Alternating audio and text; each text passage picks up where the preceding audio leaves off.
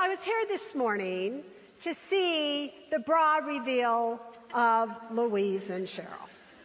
And I saw them take out a mirror, food, Kleenex. What did I not see them take out of their bras? Money. Now, here's the problem.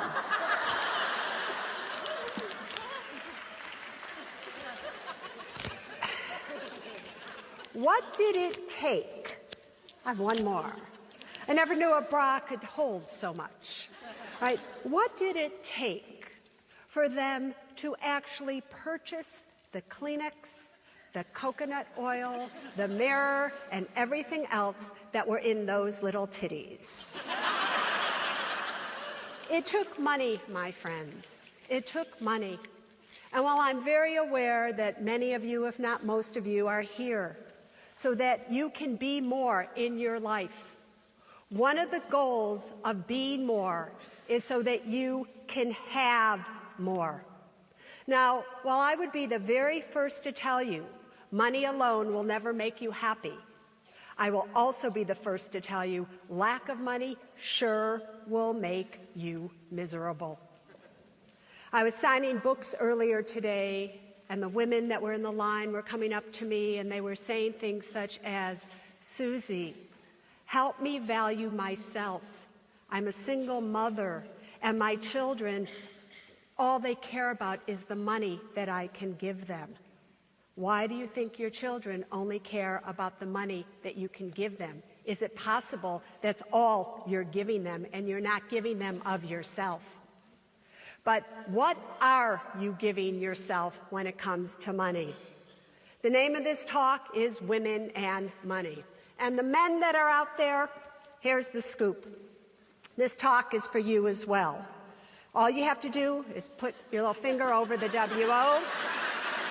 And now we're talking about men and money too.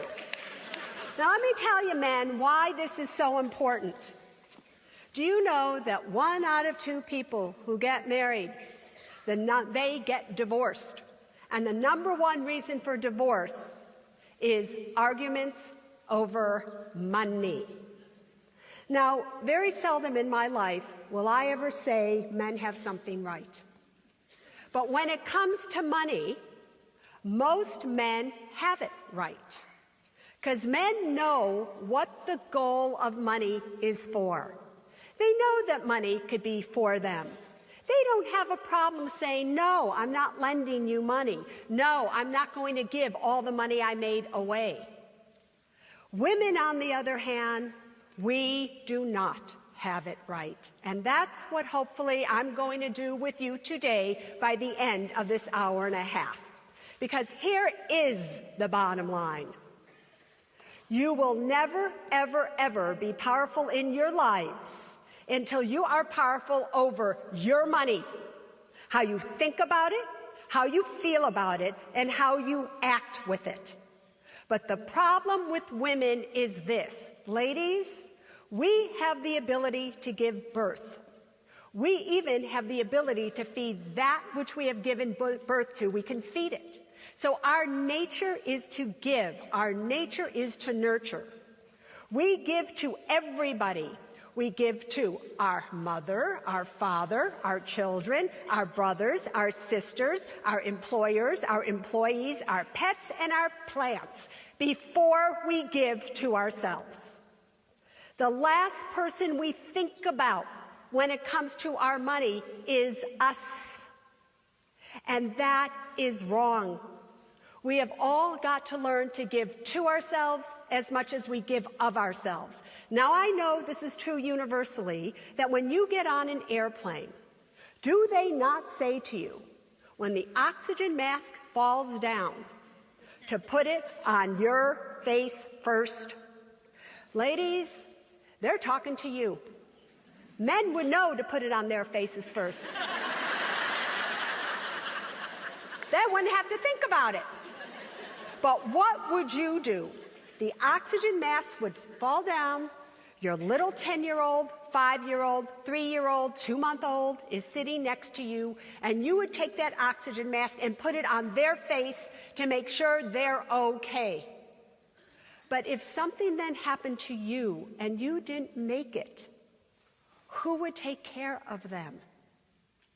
Who? The same is true with money. If you don't take care of yourselves financially speaking, who is really going to be able to take care of them? And what are you teaching them, especially your daughters?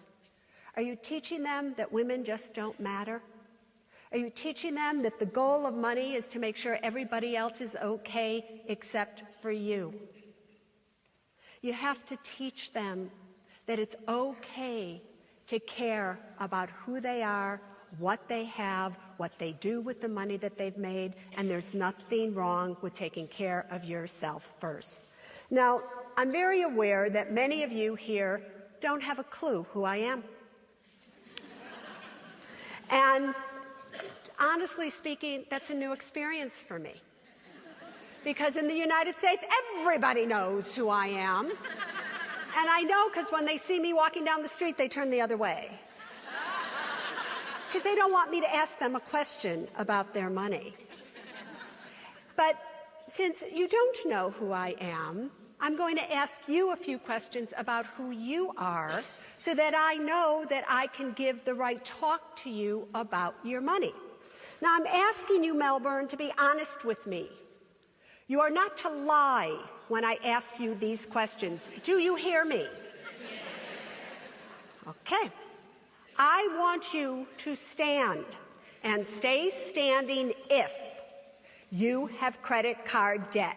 Please stand and stay standing. Stay standing. Look around, everybody. Okay, stay standing.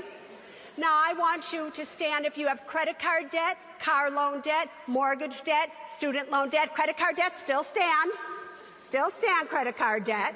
I want you to stand if you have debt of any kind, stand.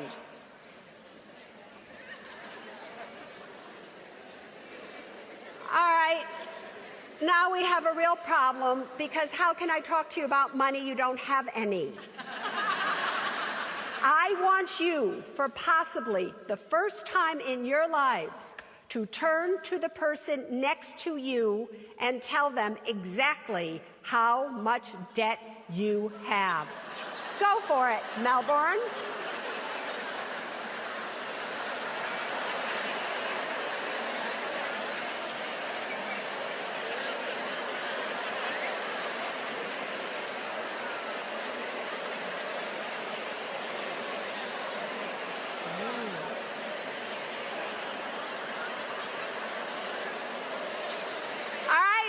Come back to me. You can sit down now. Now, what's interesting is about 90% of you in this room have debt. And I am sure 100% of those 90%ers have never told anybody how much debt they had before in their lives. Abundance, wealth, richness starts with honesty. It starts with you having the ability to stand in the truth, to tell people what is real about you, to tell people that you don't have the money right now. Doesn't mean you're not always going to have it. But how many times have you gone out to eat and you've given your credit card to the waiter and you're sitting there the whole time hoping that when they come back, they're not going to say, sorry, you don't have the funds. And you know you shouldn't be doing that, but yet you don't have what it takes to tell the people in your life the truth about your financial situation. And what's so sad about it is that probably the people that you're afraid to talk to about your financial situation are in a worse financial situation than you. And because we're not talking about it, we are creating a world of debt, a world of lies, a world where we define ourselves by the clothes we wear and the jewelry and the cars we drive in our homes, versus defining ourselves by who we are. And the question is going to have to be asked and answered in this next hour. Who are we when you cannot define yourself by your job titles, the money in your bank account, what you do, the fact that you're a mother or a father? Who are you at that point in time? But before we go there, I want to tell you a little bit about me. Now, I stand up here in front of you a seriously wealthy woman.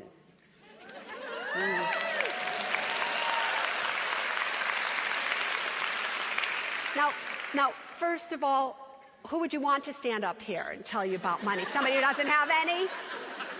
But it wasn't always that way with me. So I want to tell you a story, because if I can stand up here in front of you, now being known as the personal finance expert of the world, anything and everything is possible for every single one of you in this room. I was born on the south side of Chicago in the United States of America. If you don't know what that is, let me put it to you this way. It is known as the Hood. On television, when they show Chicago and they show where the killings are and the robberies and everything, they are showing you my neighborhood. When I grew up, my parents had absolutely no money whatsoever. So we had to stay on the south side of Chicago, and I was a white face and maybe one of the only white faces in a sea of black faces. Now that was the greatest thing that ever happened to me in my life, because it taught me about life. But we'll get there in a second. So when I was growing up, I couldn't pronounce words. I couldn't say R's, S's, or T's. So words such as beautiful came out as boobittle. Because I couldn't speak, I could not read. Because I could not read, in my school, when they gave you reading exams and they would seat you according to your grade on these reading exams, there I was in the last seat of the last row. I knew I was dumb. I knew I was stupid. I knew I would never, ever be anything, so why should I even try? I did go to the University of Illinois, but the entire time that I was there, I never got a grade above a C. In fact, after 4 years of going to school, I didn't even graduate. So here I was working all the time to get myself through college. I only went because my mother was like, Susie, please, you gotta go to college. You gotta make something of yourself. You can't end up like me, Susie. You gotta do this. Now, my mother was a secretary and sold Avon on the side. My father was sick almost his entire life. So here I am, and I'm going, I can be something, according to my mother, but inside, I was telling myself, I'll never be anything as long as I live. So after 4 years at the university, I convinced my brother Bobby to lend me $1,500 to buy a Ford Econoline van so that I could live in it and go out to California and see if I could make my fortune. Well, he lent me the money, and I went out to California, and I lived on the streets for 3 or 4 months in that van until I landed my dream job, a waitress at the Buttercup Bakery. Now, I was a waitress at the Buttercup Bakery making $400 a month. That was in 1973. I was essentially 22 years of age. Are you all trying to figure out how old I am now? Should I just help you out, peeps? All right, I am 61.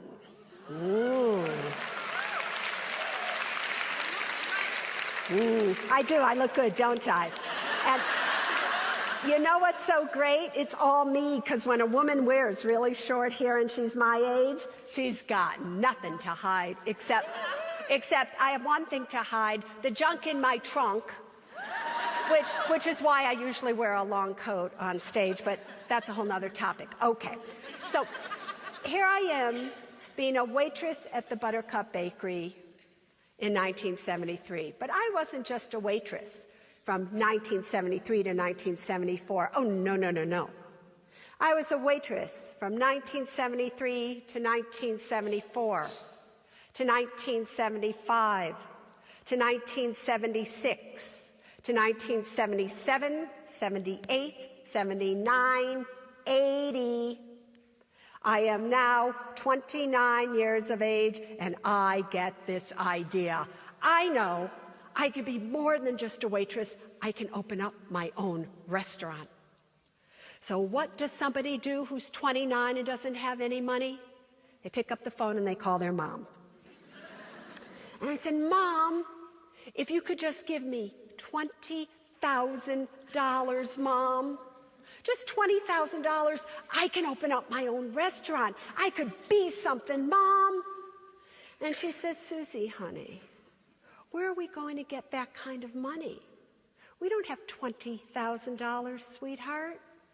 Now, I didn't feel bad because my mom said no to me. I felt bad because what it must have felt like for her to have to say no to me. Because, ladies, you know that when your daughter asks you for something, you want to say, yes, here, sweetheart, my life is your life. You can have anything and everything. And if you don't have anything to give her, what does it make you feel like? It makes you feel like a nothing. So I went to work the next morning, and this man, Fred, who I'd been waiting on for 7 years, he ate a jack, cheese, and ham omelet every day for 7 years. Okay, get the picture here. He comes in and he says, Susie, what's wrong? You don't look happy. And I told Fred the story. Fred went and sat with all the gentlemen I had been waiting on for all that time. And before he left, he came back and he comes up to the counter and he says, Susie, I have something for you. And with that, he throws down on the counter all these pieces of paper. And I start opening them up, and one by one, it's a check for $2,000, a commitment for $15,000. Before I knew it, there was $50,000 that the people I had been waiting on gave me. And then he gave me a little note that he had written on a napkin that I still have to this day. And this is what it said. It said, Susie, this is for people like you to have your dreams come true, to be paid back in 10 years at no interest if you can. So I'm looking at him, and now I'm trembling, and I said, Fred, I have a question to ask you. Are these checks going to bounce like all mine do? And he said, no, Susie, we want you to take this money down to Merrill Lynch and put it in a money market account. And I said, well, Fred, I have 2 more questions to ask you. What's Merrill Lynch and what's a money market account? In the States, Merrill Lynch was a brokerage firm. A money market account was like a savings account that was paying a high interest rate. And so I did exactly what he said. I gathered up everything, and with my $50,000, I went down to Merrill Lynch. And when I walked into Merrill Lynch, they assigned me to what's called the broker of the day, the financial advisor who sees everybody that comes in that day. So I find myself sitting with Randy, who was his name, and I told him what the money was for. And he said to me, Susie, how would you like to make a quick $100 a week? And I said, Randy, that's more money than I make as a waitress. And he said, just sign here on the bottom line. Now, I'm sitting there in an office, a financial advisory firm, and they're telling me to sign on the bottom line, and I believe them.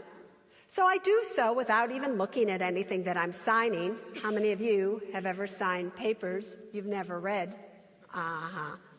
And before I knew it, I left. Randy had filled out those papers and made it look like I was a wealthy, knowledgeable woman, and qualified me to do trading in shares.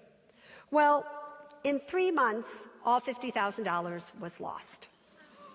Oh, did you just hear your reaction? If that hadn't happened to me, I would not be standing on this stage in front of you. Your first lesson, you should write it down. When one door closes, another one opens. Every no leads you that much closer to a yes. And you have to never, ever forget, ladies and gentlemen, that everything, and I mean absolutely everything in your life, happens for the best. You cannot look at something and say, that's great, that's bad, that's good, that's sad. You have got to live your life where everything is seen as a blessing from God. Everything is seen as a gift for you to be who you are meant to be, even if you don't know what you are meant to be. Because you think you want to go this way, but maybe the world has a plan for you that wants you to take you this way and higher than you ever dreamt possible. But you're sad when there's a loss. So here I am, and I've lost $50,000, and I'm thinking, you know, Fred said I didn't have to pay it back. That's what that little note said. I didn't have to. But that wouldn't have been the right thing to do. So I decided, I know, I can be a broker. They just make you broker. So I got dressed in my red and white striped Sassoon pants. I was a size 6 back then. I was hot. If only. I know I was talking to Cheryl Richardson earlier about losing weight and things like that. And she said, you're just not ready yet, Suze. And I went, she's right. I'm not ready. But when I am, wow. Anyway, okay. So here I am, red and white striped pants, tucked into my white cowboy boots, with a blue silk shirt. This is 1980. I looked like the American flag. And I walk into Merrill Lynch, where they had 100 male brokers. There was not one female broker in 1980 in the Oakland office in California of Merrill Lynch. Not one. And I walk in looking like the American flag, telling them I want to be a stockbroker. And so there I am, and before I know it, I'm in the manager's office because nobody knew what to do with me. And he looks at me, and he says, you know, Suze, I personally believe women belong barefoot and pregnant. But I am going to hire you. But trust me, you will be out of here in 6 months. Now, the reason that he hired me wasn't because I was a size 6 in Sassoon pants, was because back in the United States in 1980, there was something called affirmative action, which made these firms start to have to hire women. He had to do it. And as soon as he did it, then he could fire me. So in my innocence, I kind of looked at him and I said, so Peter, his name was Peter Sansevero. I love telling the story on television in the States. I love it. But anyway, I said, Peter, how much are you going to pay me to make me pregnant? And he said, $1,500 a month. And I said, oh.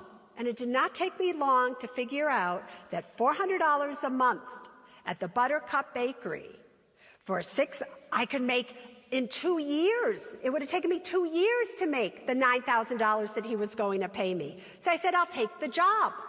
So now here I am, and I'm going every single day to be a stockbroker, driving at this point now a 1967 Volvo station wagon, while all the other brokers were driving BMWs, Jaguars, Mercedes-Benz, all parked in a fancy parking lot.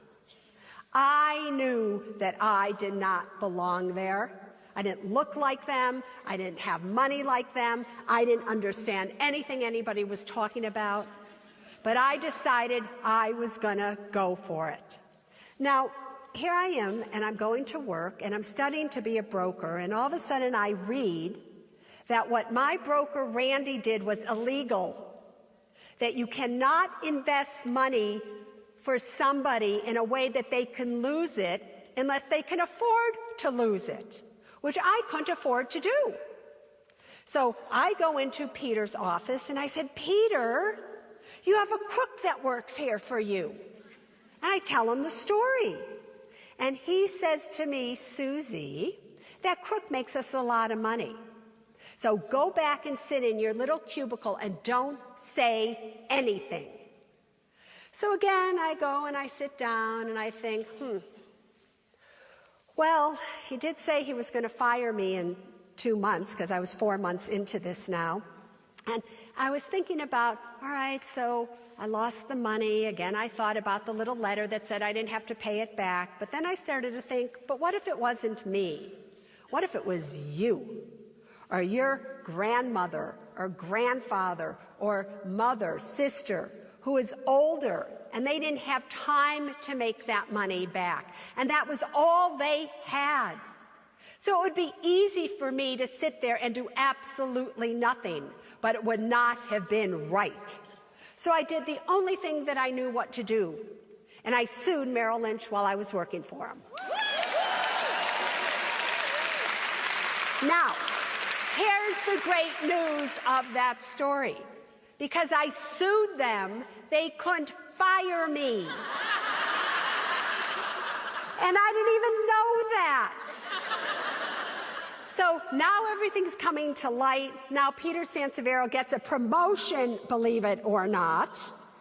And another manager comes in who looks at everything and he says, this is ridiculous. And now they give me all the money back, plus 18% interest at that time, because that's what interest rates were in the United States back in 1980. And I was able to give every single person who invested in me all their money back plus 18%. And that's where the story begins. Now,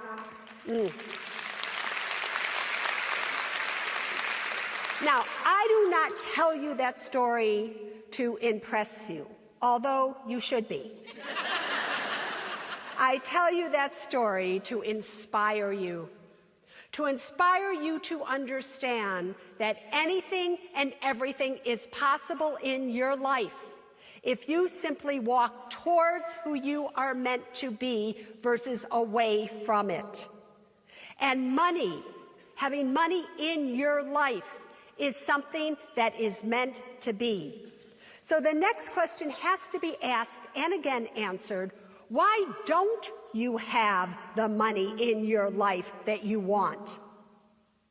What is going on that maybe she has more money than you and you have more money than her? Do you all think that God just looks down and decides who's going to win the lottery, so to speak? Do you think that's how it works? Or what are you doing to be an obstacle in your own path to financial freedom? Because I am here to tell each and every one of you, if you don't have the money that you want in your life, you are the reason why.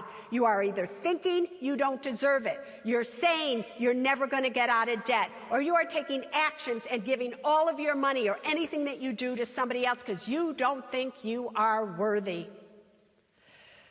So, the number one law of money: power attracts money, powerlessness repels it. What are you doing in your life that renders you powerless? I can tell you: debt. Debt is bondage. You already all stood up and told me you have debt, especially those of you who have credit card debt. When you have debt, you have bondage. When you have bondage, you feel powerless. And when you are powerless, you repel money. Why is that true? Money cannot do anything on its own. If I took out a 20 Rand note here and I dropped it, and I didn't even notice that I dropped it, it cannot scream to me, Susie, come back and get me. Susie, I'm here. This cannot do anything without me. It will stay here until a person takes it or picks it up. If you want to go to the store, you want to buy something, you have got to hand this over to a person. A person has to take it, put it in the register, and give you change. So on its own, money cannot do anything. Are we in agreement there? Have you ever noticed in your life, when you are powerful, you're feeling good? You've lost the 20 pounds that you've lost 5 times before, you've lost it again. Your hair is looking exactly like you want it to. Everything is going great, your relationship, everything. Have you ever noticed when you are feeling powerful that your phone rings, people want to go out with you, everybody is attracted to you? So power attracts people. And if people control money, you're the ones who go out and earn it, you're the ones who decide to save it or spend it, people control money. We agree to that, right? So if power attracts people and people control money, give you a pay raise, give you a job promotion, hire you, if power attracts people and people control money, do you understand how power attracts money? Do you get that? Because I am a powerful woman, because I put things out there, people are attracted to me, and things come my way. But even with me, when I'm not feeling good, for whatever reason it may be, I get afraid, maybe I'm going to try something that I haven't tried before, who knows what, I will notice that when I'm powerless, my phone stops ringing, people stop calling me, television shows don't want me to come on, and somehow my powerlessness is repelling people, which repels money. So you have got to do things in your lives that removes whatever is making you powerless. It might be a bad relationship. It might be that you're overweight or whatever it may be, or you're just thinking that you don't deserve something. That's what today has been all about.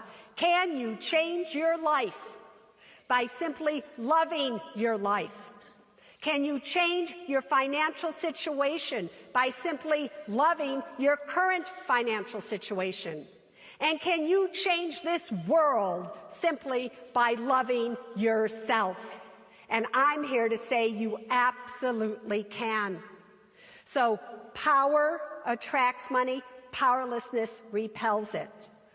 Debt is bondage, debt renders you powerless. If you were to do one financial move that could change that dynamic in your life, it would be to get rid of your debt. Get rid of your credit card debt. Get rid of mortgage debt as soon as you can.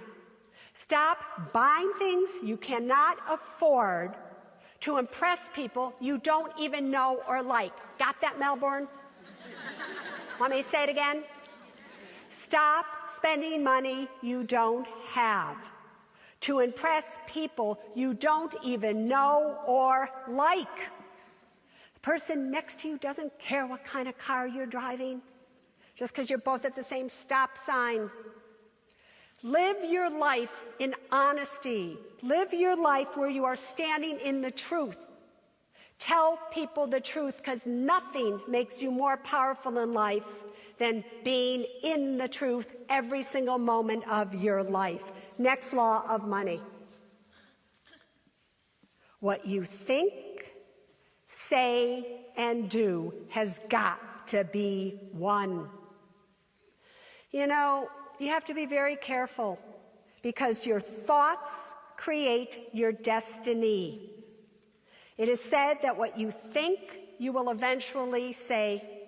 What you say will eventually become your actions become your habits, and your habits become your destiny. So if you think to yourself, I'm never, ever, ever going to have money. I'm not good with math. I don't deserve money. I'm never going to have what I need in my life. You will think it, and you will say it, and you'll probably make those actions come true. But so many times you think like this: I really want to be financially free. You said that to me today in line. You said, Suze, talk to me about financial freedom. So you think you want to be financially free, yet you say to everybody, oh, I just can't deal with money, I'm not good with it. Or maybe you think and you say to everybody, I want to be financially free and I'm good with it, but you take no actions whatsoever to make that happen. Your thoughts, your words, and your actions have got to be one. I call them mantrika shakti. It's your energy. It's what you create by the mantras, by the words that you say.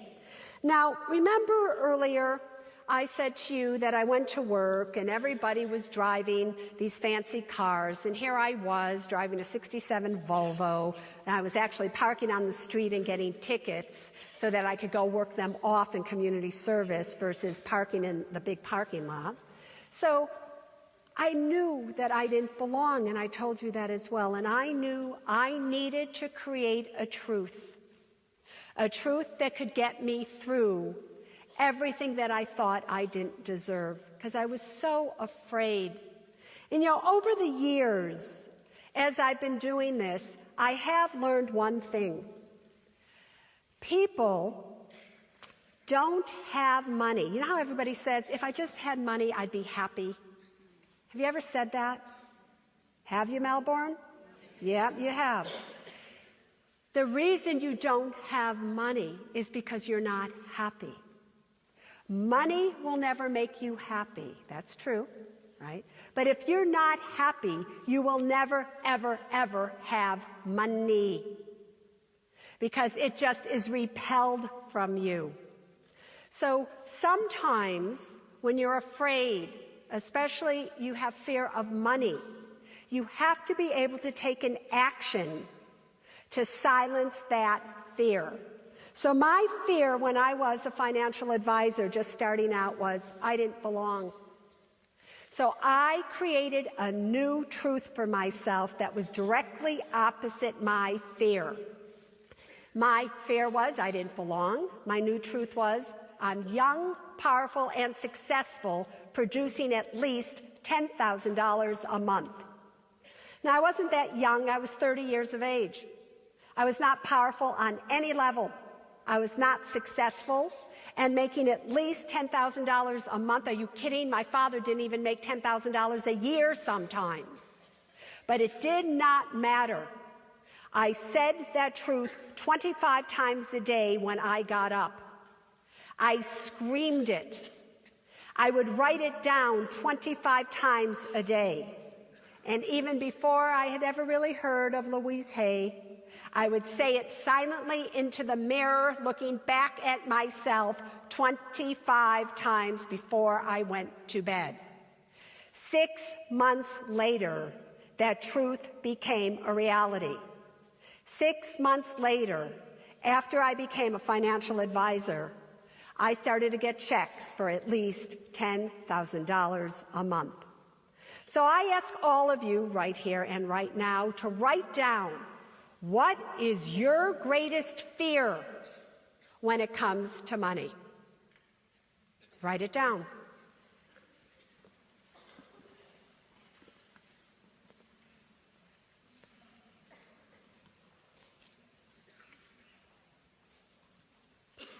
Now, I want you to look at your fear, and I want you to create a new truth that is directly opposite that fear. So if your fear is, I'll never have enough money, then your new truth has to be, I have more money than I will ever need. Your truth has to be as if it has already happened. You cannot say, one day I'll have more money than I'll ever need. When will that day happen? I have more money than I will ever need. You cannot limit your new truth. Notice how I said I would produce at least $10,000 a month. If I were to make more than $10,000 a month, why should I limit myself? So don't limit yourself with your thoughts. What is somebody's fear? Tell me. Who had a fear here? Say that again. That money creates evil. You think that.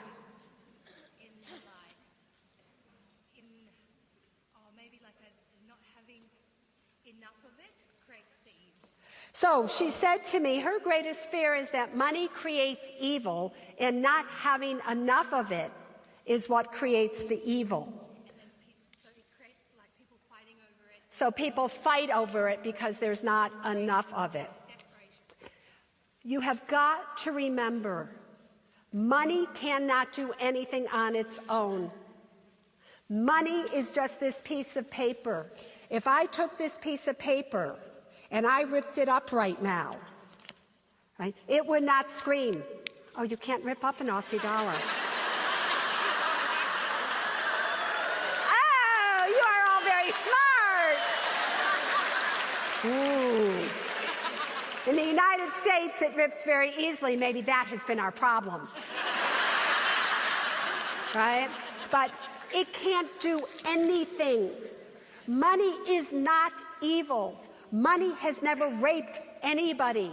Money has never murdered anybody. People's love of money, people's desire to have money, that's something you should fear. But those are people who desire it for the wrong reason. For yourself, money isn't evil. Do you have children? Are you married? Do you have a mother? Do you love your mother? So my mother right now is 97 years of age. Anyway, that's another story. And without money right now, my mother wouldn't be able to live in an apartment and have 24-hour care around the clock with private nurses and all the things that my money now can give to her. It costs me $25,000 US a month to take care of my mother, because nurses in the United States are expensive and she can't do anything on her own. I'm not even sure she even knows who I am half the time.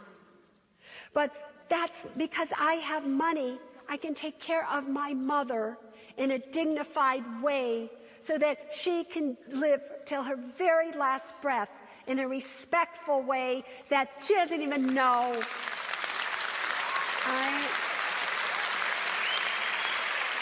But if I didn't have money, then chances are my mother would have to be in a nursing home where nobody would pay attention to her, and she would sit there like all the other little people in the chairs, not knowing where they are. And is that it? So you have got to change that money is evil. Money is fabulous, people. Money is absolutely heavenly. Money can change your lives so that you have the ability then to help others who may never have the ability to help themselves truthfully. So what was your new truth that you created? She didn't get to that yet. It figures. Who has a truth that they created? Yes, over here. Rich? Rich? Now you want to be rich. Now, she just said her new truth is, I'm going to be rich. When are you going to be rich? I am rich. And when you say it, you have got to mean it. You can't just say, I'm going to be rich. You have to say, I am rich, I am rich, I am rich, I am rich, I am rich. And on and on and on until it becomes the truth. Because it is the truth, because you are rich already. You're rich in thought, you're rich in vitality, you're rich in the ability to even be here today. But it's not enough to come here today and just leave here thinking great thoughts. It isn't enough to leave here today thinking that everything's going to change just because you say you love yourself. Now, it will change.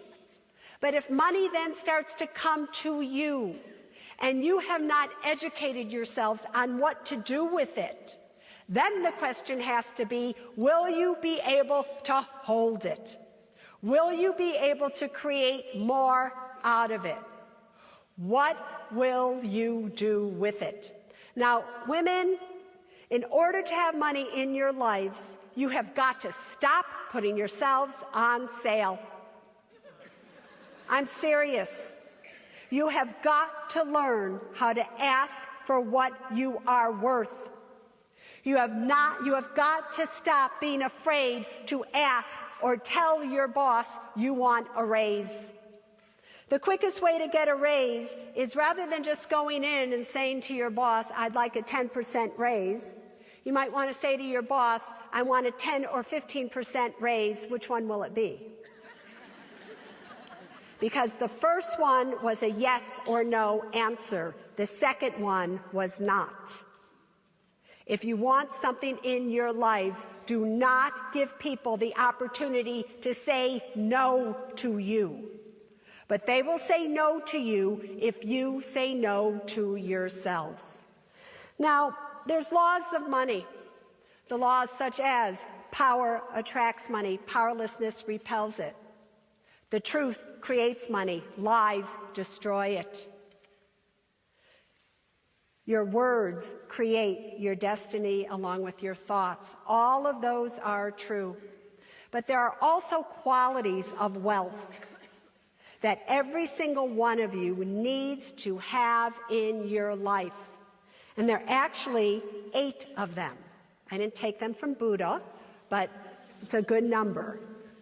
The first quality of wealth is harmony. And harmony relates to what I originally said, where your thoughts, your words, and actions are one. You know, so many of you live your life where you're really not in harmony with your life. You have one foot in your work life, your professional life, in this boat. Then you have another foot in another boat, which is your personal boat, the boat where your family lives, all of these things, okay? And what happens is, when these boats start to go in separate directions, what happens to you? You fall in. So it is very important that you have both feet in one boat. So your life is harmonious, so that everything is going in the direction you want it to go. So how do you start to think, say, and do the same thing? Every action you take, every word that you say, every thought that you think has got to pass through 3 gatekeepers. Is it kind? Is it necessary? And is it true? If you say, think, or do something that isn't kind, necessary, and true, all 3 of those, you are not in harmony with yourself. Am I making sense? You are out of harmony. So harmony is the number 1 quality of wealth. Second quality is balance. It is very important that you stand strong with who you are. If you are out of balance and somebody comes to you and pushes you, you will fall over. But in your life, you have to live a balanced life. Balanced life meaning that if you have money, you spend it respectfully. If you don't have money, you don't. You stay in balance with your money, balance in what you spend your money on. Third quality, courage. You need courage in order to say what you are thinking and do what you are feeling and to live in harmony. Because the problem with women is this. You have $5,000 that you've saved, and your sister comes to you and says, I need $5,000, and you think, I am not lending you this money, you're feeling like you are taking advantage of me again. Every time I lend you money, you never pay it back. And what do? You say, okay, let me go get my checkbook. What you think and you do has got to be in harmony with the truth. And it takes courage for you to say the truth. Once you have harmony, balance, and courage to say what you're thinking, do what you're feeling, always stand in the truth, then what will happen is you will feel powerful. And when you're powerful, you will feel generous. Generosity is the fourth quality of wealth. Now, this is a very important quality for women in particular. Because women, generosity is when you are giving a gift to somebody else, but you are also giving it, and it is a gift to yourself. If you are giving something to somebody and you have to put it on a credit card because you can't afford it, that is not a gift. That is not you being generous. That's actually you being selfish. Are you understanding that? So true generosity is when you give somebody something, it's also a gift to you. So if you can't afford it, write them a note. Give them a foot massage. Do something. But generosity is when you are honest about what you can afford to give. Now, when you have all four of those going, you do start to feel more powerful and more energy starts to come up in your life. And the fifth quality is cleanliness. If your cars look like garbage cans, if you have items that you have purchased in your closets that still have price tags on or they're in boxes and you have never used them, you are somebody who buys out of fear. You are somebody who has to go through a cleansing to get to the truth of what's going on in your life. Cleanliness is where everything is in order. You know exactly what you have. You know when your bills are due. Everything is meticulous. Cleanliness is essential for wealth. Otherwise, you pay your bills late, you buy a fifth white turtleneck again because you didn't know you had them. So everything needs to be clean. When you feel clean, you feel beautiful. And beauty is one of the qualities of wealth. Now, I'm not talking about the beauty where all of a sudden you have all this makeup on and you have all these fancy clothes on. I'm talking about the beauty that Louise and Cheryl were talking to you about this morning. The beauty that you see looking at yourself when you're looking in the mirror and what looks back at you. You feel beautiful because you love who you are. But I can tell you, you do not love who you are if your houses are a chaotic mess. That is a symbol that something is going wrong in your lives. After you have this beauty, you walk into a room, everybody will notice that you're there. Everybody will stare at you. And they'll stare at you because you will have something that they want. Anybody can go out and buy clothes. Anybody can go and get their hair done and things like that. But that which can't be purchased, it can't be bought or sold at any price. That is the true gift that this world is waiting to give you if you'll open up and let it in. The last quality of wealth is wisdom. You have to live a life where you make wise choices with your money all the time. And when you live a life where you are making wise choices with your money, you feel beautiful about who you are. You're living in a very clean environment. And everything is ticking just like it should. And you have generosity where you're giving everything to people because you can afford to give it to them and they're giving back to you. And you have the courage to say what is right and to do what is right and to always live in the truth because you are in balance and you are in harmony. Then you have the qualities of wealth. And if all of those are ticking at one time, The amount of money that will flow into your lives will be absolutely unbelievable. So you have all of this happening to you. Now the question becomes, what do you do with your money? So I would like to just take a little bit of a switch here from the emotional and the spiritual side of money. And let's start talking about money really.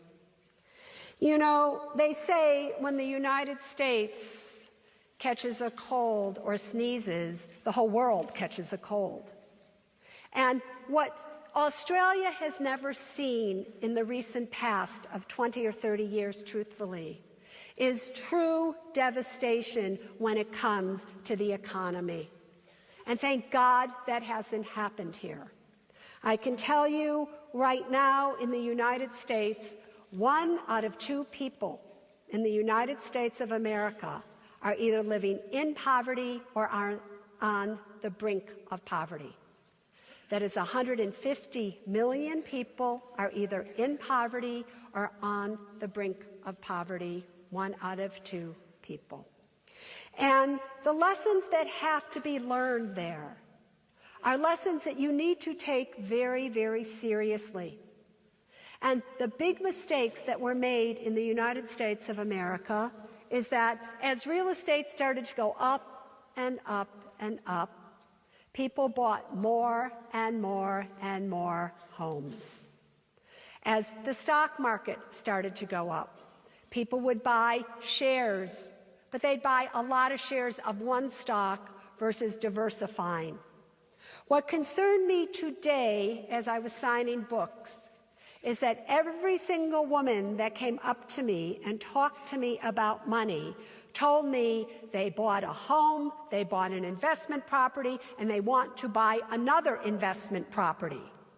That scares me, ladies and gentlemen. Nobody talked to me about shares, and not one person in Australia talked to me about gold. Not one. So it is very important that besides getting yourselves out of debt and standing on a firm foundation so that you can feel powerful, that as you build upon that foundation so that one day you actually can retire, that you have true diversification in your lives. Just because you think you are not good at math, which you all told me in the line today, does not mean that you cannot understand how to invest your money. Now, here's what you also have to understand. What happens to your money affects the quality of your lives.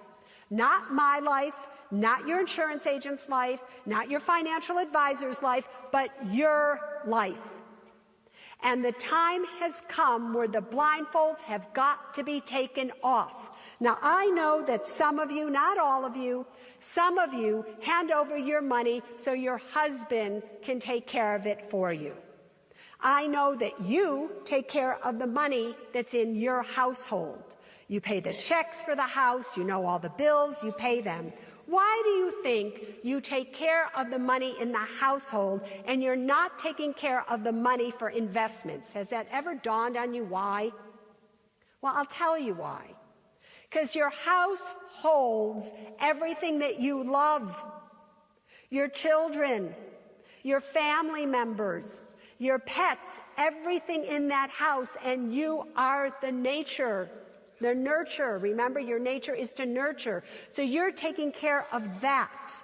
But you're not willing to take care of that which keeps everything going after you and your husband, or just you and your life partner, or whatever it may be, can no longer work.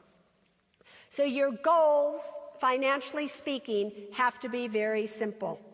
You have to get yourselves out of debt. You need at least an 8-month emergency fund. Now, I used to say this in the United States of America years ago when all the financial advisors were saying, oh, all you need is 3 months of living expenses saved. Because if something happens to you, if you get sick, if you lose your job, that will do it. Don't be foolish. Anything can happen. Anything can happen to the economy. Anything can happen here because of China, China because of Europe, Europe because of the United States. We are a global economic economy now. Do you understand that? So if you want to always feel powerful in your life, you get out of debt. You have at least an 8-month emergency fund. What is an emergency fund? It's an amount of money that can pay 8 months of bills that have got to be paid. I know it sounds like a lot, but you can do it.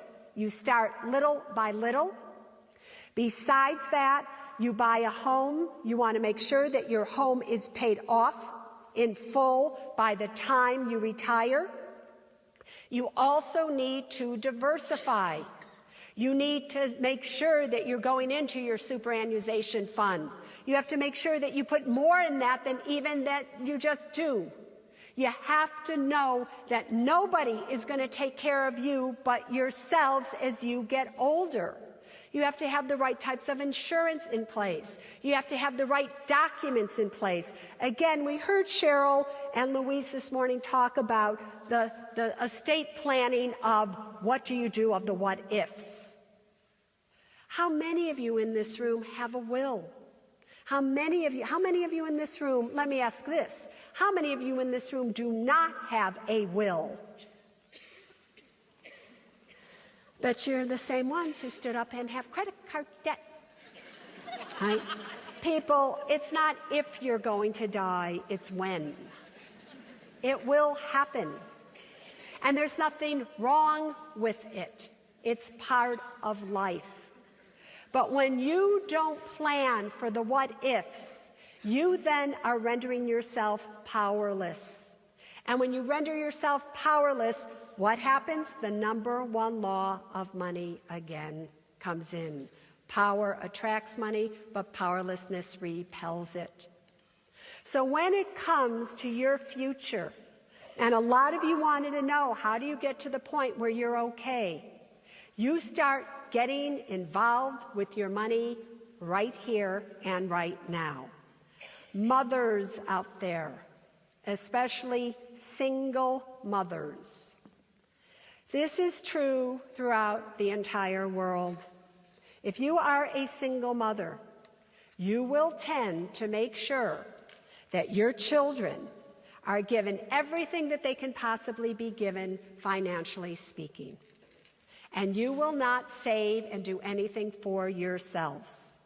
I'm here to tell you that will be one of the biggest mistakes you will ever make if that is what you do. Do you hear me? You have got to put the financial oxygen mask on yourself first. I'm not going to be able to say that enough. But don't feel that you're giving less to your children because you're all alone raising that child. Women, there is a saying in China that women hold up half the sky. I think they have that saying wrong. We hold up the entire sky. We hold up everything for everybody else. I'm asking you to hold it up for yourselves. Am I making sense? Anything else you want me to touch on? Melbourne?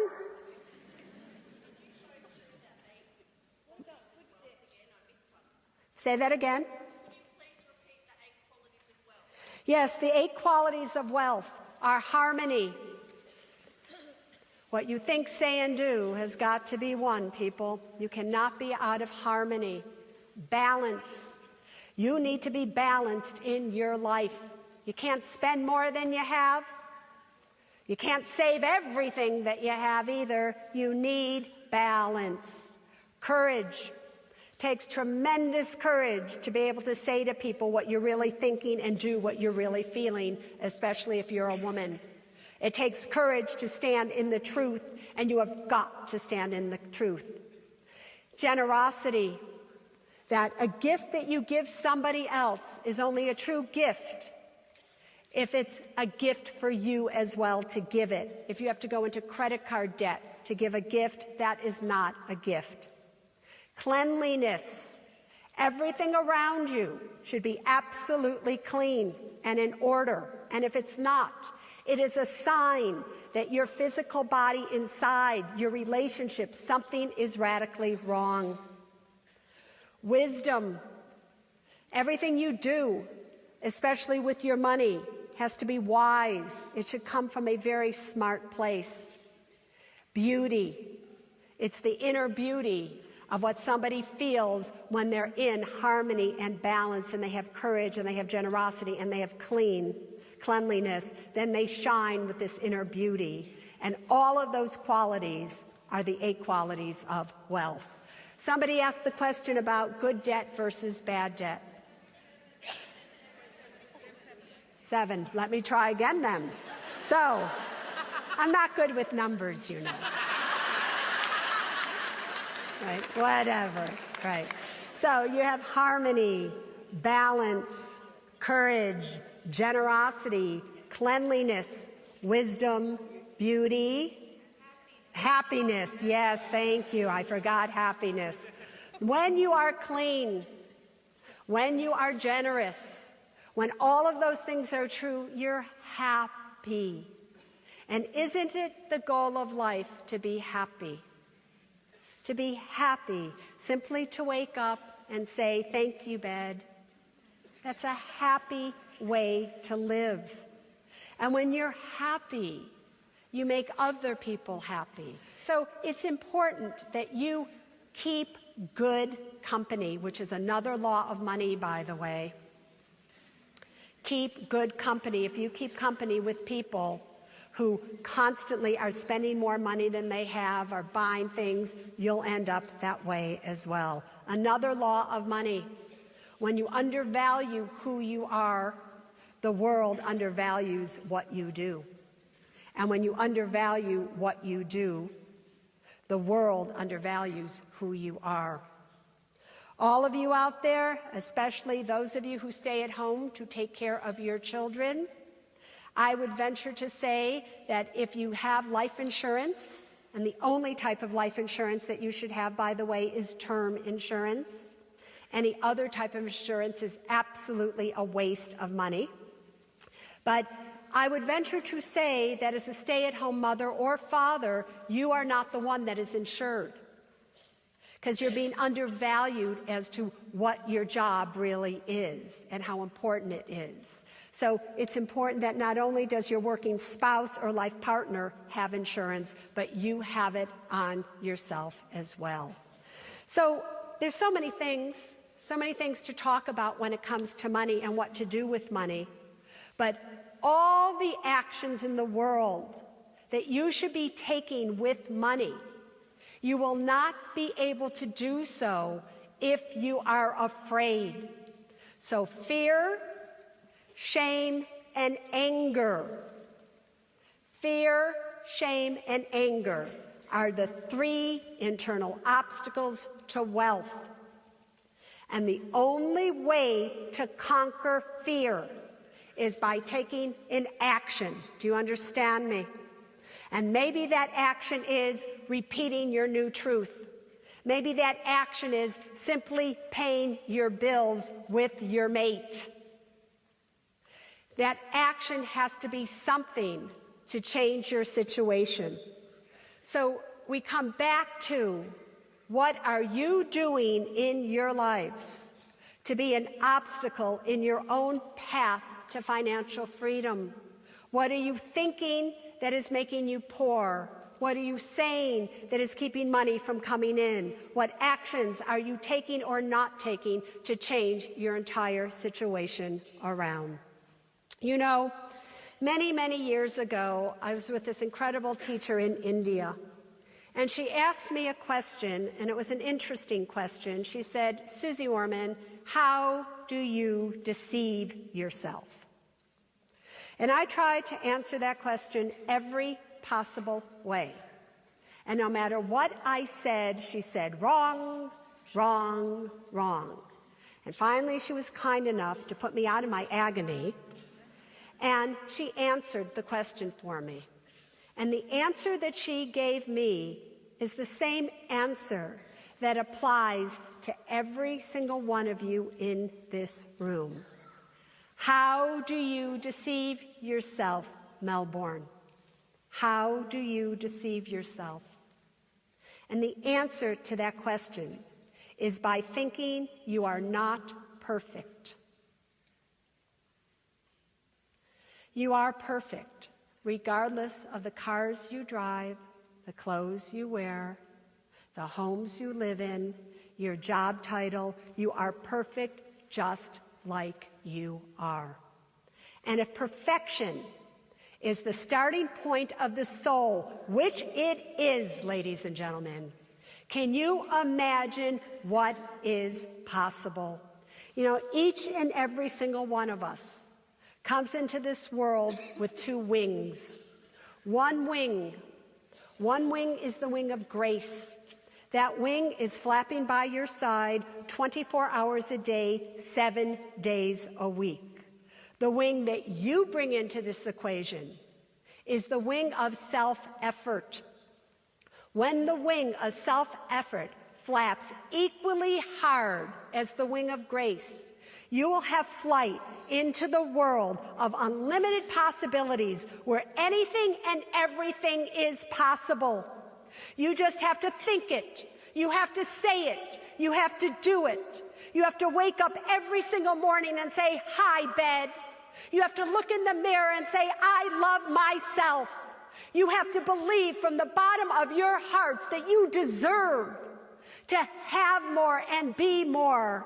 You have to understand the absolute beauty that is contained in money because of what it can create and what a great world it can make if we just get involved with it. I just want to leave you, because I've left you with laws of money. I want to leave you with the 5 laws of life. And I believe from the bottom of my heart, if you live your lives by the laws of money that I imparted upon you today, along with these laws of life, that the magic that's out there waiting for you to catch will come into your hands and transform your beings on the spot. Law number 1. May every thought that you think be etched in fire in the sky for the whole world to see, for in fact it is. I am begging all of you to think great thoughts.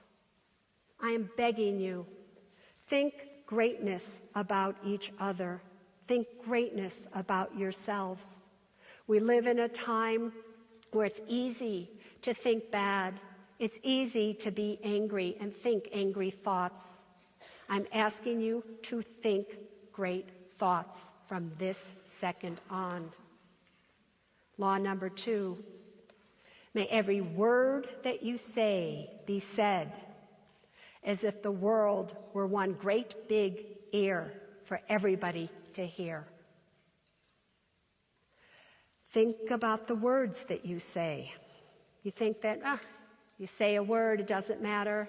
That word has energy and it travels out, and who knows where it ends up. Does it end up in some poor soul who's just vulnerable, had a horrible childhood, a horrible life, and now your words are funneling into them and they go crazy and they go and kill somebody, and you think maybe you didn't have anything to do with it? Maybe you did. So you have to think great thoughts. You have to say great words. And law number 3, may every action that you do recoil on top of your head, for in fact it will. If you do something, the person that's going to be affected by what you do will be you. It will be you. It won't be somebody else. It will be you in the long run. So you're going to think great thoughts, say great words, take great actions. This one is my favorite. May every wish that you wish another be a wish that you wish for yourself, for in fact it is. Wish others to get that job. Wish others to get a promotion. Wish greatness for others. Wish happiness on others. Walk around this world and wish happiness, greatness, love for everybody else that's out there. Because your wishes are a wish for you. Because it's what you're saying. It's your mantra. So if you're wishing badness on somebody and you're thinking it and you're saying it, it just comes back to you. So wish others greatness. And last but not least, may everything be done and everything that you do be done as if God himself or herself, up to you, is doing it. For in fact, he or she is. Everything that happens in this world, see it as an act of God. See it as an act of somebody wanting to give to you and take care of you and really be great with you in your own way, even if you may not know it. If you can live your life by those 5 laws, if you can live with the financial laws that I imparted, if you can step towards your money rather than away from it, you can not only transform your lives, as I said, but you can transform the entire world as well. You have now been introduced to Suze Orman, Melbourne.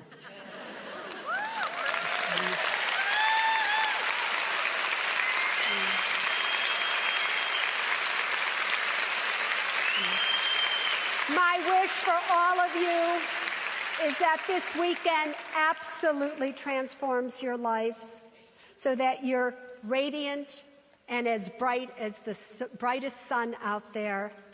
I hope that financial freedom blesses each and every one of your doorsteps from now until an eternity.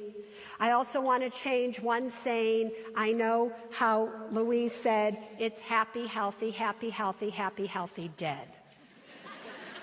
I think it could be happy, healthy, wealthy, happy, healthy, wealthy, happy, healthy, wealthy, dead, happy, healthy, wealthy family. Got that? Wealth can be passed down. Your happiness can pass down. So may financial freedom bless each and every one of your doorsteps, and may God bless each and every one of you. Thank you, Melbourne.